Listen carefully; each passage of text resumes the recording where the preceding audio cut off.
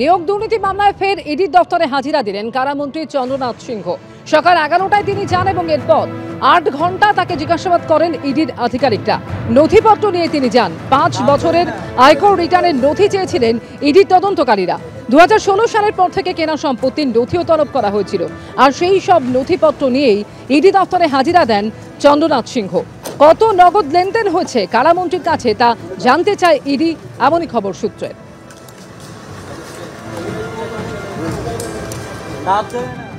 জিজ্ঞাসাবাদ তো থাকবেই, কোর্ট অর্ডার ছিল, ইডি ডাকলে আমাকে আসতে হবে। উনি ডেকেছিলেন, আজকে ডেট ছিল, আজকে আমি এসেছি, হাজিরা দিয়েছি এবং যেটা প্রশ্ন ছিল আমি সে উত্তরগুলো দিয়েছি এবং যে কাগজ চেয়েছিল সেই কাগজগুলো জমা দিই। আর রাজ্য জুড়ে এসআইআর শুরুর জল্পনার মধ্যেই এবার সিএ শিবির নিয়ে বৈঠকে বিজেপি। সল্টলেকে বিজেপির বৈঠক, যেখানে বিজেপির 700 শিবির করার ভাবনা রয়েছে। বাংলাদেশ সীমান্তে বিশেষ নজর দিচ্ছে বিজেপি। নদিয়া, কোচবিহারের মতো জেলাতেও বিশেষ নজর দেওয়ার সম্ভাবনা রয়েছে। বিজেপির সর্বভারতীয় নেতৃত্বের মধ্যে বৈঠকে হাজির বিএল সন্তোষ, সুনীল বনসলরা।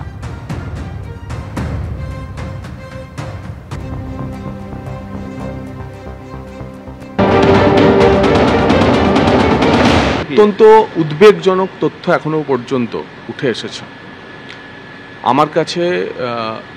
18 তারিখ বিকেলবেলা পর্যন্ত যে 2002 এবং 2025-এর তালিকার ম্যাপিং এসেছে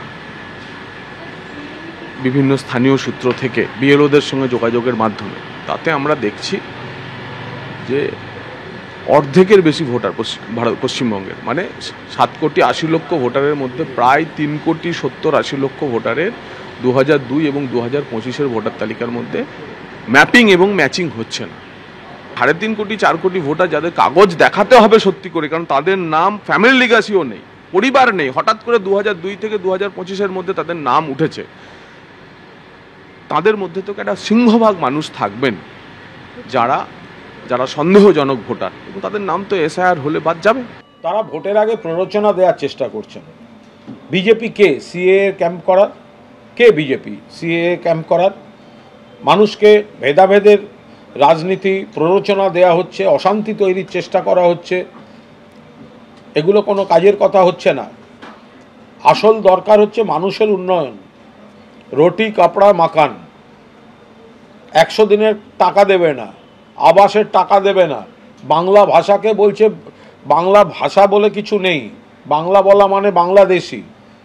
এই রাজ্যের অন্তঃসত্ত্বা মহিলাকে পাঠিয়ে দেওয়া হচ্ছে বাংলাদেশে, আর এসছে এখানে সিএ এর ক্যাম্প করতে।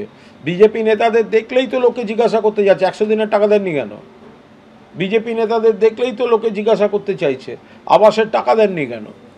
মানুষের প্রশ্নের উত্তর দিতে পারছে না, সেই জন্য নিজেদের দায়িত্ব এড়িয়ে অরাজকতা তৈরির ক্যাম্প তৈরি করার আয়োজন করছে।